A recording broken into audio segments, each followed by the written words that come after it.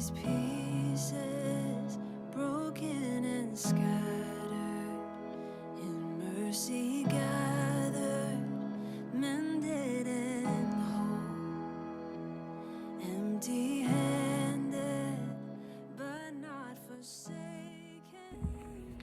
Good morning, Pastor Larry here. It is Tuesday, August the 4th, and we're going to finish up today in 1 Corinthians chapter 9. And yesterday we left off in verse 19 where it says, "For though I be free from all men, yet have I made myself servant unto all, that I might gain the more." And in verse 20, Paul describes what that looks like. "And unto the Jews I became as a Jew, that I might gain the Jews. To them that are under the law, as under the law, that I might gain them that are under the law. To them that are without the law, as without the law, being not without law to God, but under the law of Christ, that I might gain them that are without law. To the weak became I as weak, that I might gain the weak."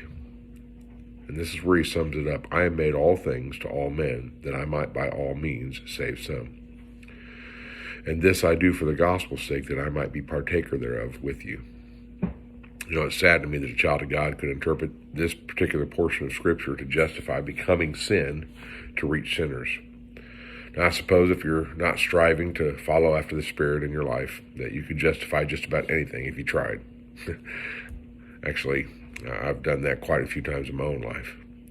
But Paul isn't talking about becoming sin to reach sinners. He's talking about being open with sinners about your past with sin and God's deliverance from it.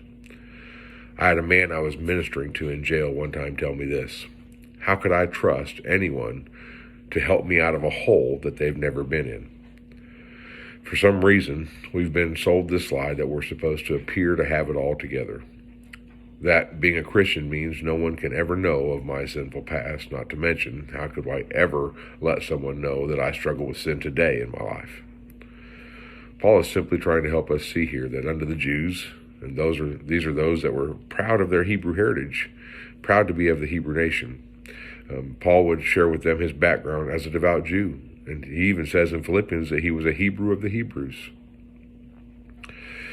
So he was just trying to show them his heritage and that he was proud of that too, and how he could point to Christ in that aspect. To those that were under the law, or those who were all about keeping up appearances, he would share that he was a zealous Pharisee, but that his zealousness was used to persecute those who followed Christ. To those that were without the law, and now this would be those that would be in sin, living willfully and heavily in sin.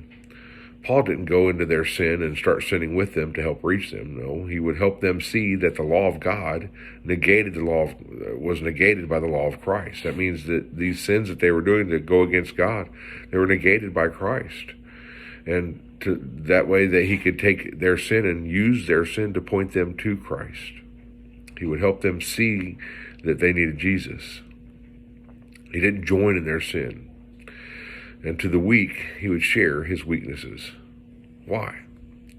He was a servant, willing and made willing by the power of the gospel of Christ in his life. How he looked to others didn't matter as long as they could see through who Paul was and see who Jesus is. Now, why did Paul do this? He did it for my sake. He did it for your sake. He did it for the gospel's sake.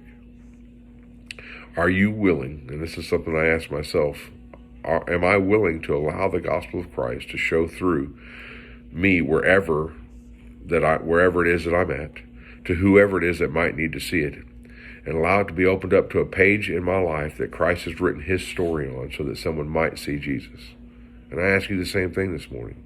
Are you willing to go wherever it is that God would have you to go and minister to whoever it is that God would have you minister to? And I'm not talking about a mission field. I'm talking about being open where you're at, letting folks see that you love Jesus, letting folks see that he loves them, letting folks see that, you do have a past that God has rescued you from. There's nothing wrong with that.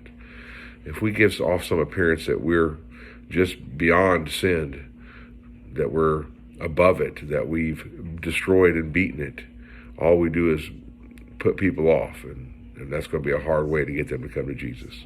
We become all things to all men, that we might by all means save some. You're not going to save everybody, but God can use you to save somebody. but only if you deliver, if you yield yourself to Jesus. Have a good day. God bless. Praying for you.